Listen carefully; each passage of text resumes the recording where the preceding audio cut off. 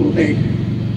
Si Tatay Digong ay pinili ng ordinaryong tao. Ordinaryong mamamayan na ang gusto ay magkaroon ng kapayapaan para sa kanilang pamilya. Nakakalungkot dahil yung taong tunay na nagmahal sa mga maralita at ordinaryong tao ay biktima ng masama at lumang pamumulitika. Nakakalungkot dahil pinatunayan niya nung siya ay nanungkulan, di wala, di 5 o 1,000 o anumang salapi na galing sa bayan ay ang kanyang binunsa. Makikita naman natin sa pamumuhay ni Tatay Digong, isang ordinaryong tatay pa rin, isang ordinaryong tahanan pa rin, samantalang ilang taon na naglilingkod sa pamilya sa bayang ito, pero wala at hindi yumaman.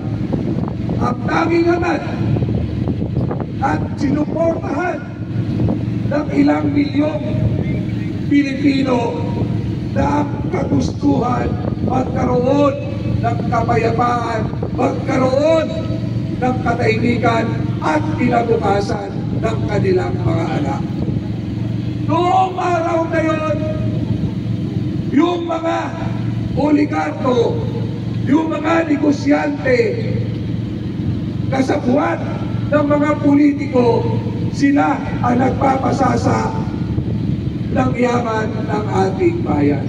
Kung natatandaan nyo, merong concessionaire ng tubig na nagtataas sana ng presyo, pero pinigilan ni Tatay Digong at sinabi, i-take over po kayo kung kayo ay magtataas pa rin ng tubig, dahil yung tubig na yan, natural na yaman na naging hanap buhay, bilyong-bilyon ang kinita ng mga oligaryo na nagiging kasabwat ng ating mga politiko.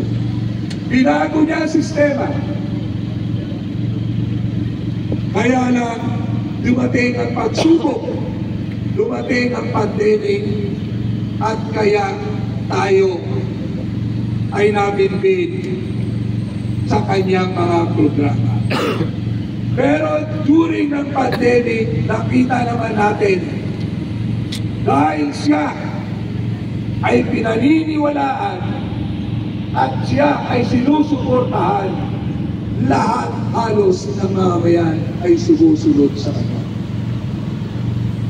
Ang tanging tao, ang tanging presidente na nagmahal sa kanyang bayan, ano ang sinukli ng administrasyong ito? Ang sinasabi nila, maraming pinatay sa war on drugs ng ating presidente. Alam niyo po, gusto ko lang ipaalala sa inyo, noong mga panahon na yon, walang user, walang adik na hindi pinoproteksyonan ng mga taga-gobyerno. Maraming politiko na tulak ng droga na nahalal at nagari sa kanilang lalawigan at sa kanilang lugar. Kung ang kapanahonan ni Presidente Erap Estrada, meron tayong tinatawag wetting politics. Pero ang wetting hindi nakakapatay at hindi nakakaperwisyo kagaya ng perwisyo na ginagawa ng mga biktima ng droga. Kahit sa kanto may droga kang makikita, itong lugar na ito, talamak ang biktima ng droga. Talamak ang krimen Dahil lahat ng krimen na nangyayari, drug-related. Saksi kami kung gaano kasalot sa bawat pamilya ang biktima ng droga. Saksi rin kami, hindi na malaman kung pagkakatiwalaan pa natin ang ating kapulisan nung wala pa si Tatay Digong. Ako, bilang kapitan noon sa pinakamagulong barangay, niraralihan namin ang aming kapulisan dahil ito ay patong sa droga. Yung droga, halos saksi at alam namin kung ano ang binudulot sa bawat pamilya at bawat tahanan. Magkulong ang pamilya dahil sa droga at dahil may droga, may adik, hindi lang ang pamilya ang nagulo, kung hindi pati buong komunidad na. Kami po ngayon ay nananawagan na suporta sa mga mamamayang Pilipino sa bansang ito na yung taong nagmahal sa atin baka pwedeng suklian natin siya ngayon ang nangangailangan ng suporta natin. Kaya ako po ay nananawagan sa inyo, wala hong ibang nagmahal na presidente sa bayang ito kung hindi si Tatay Digong.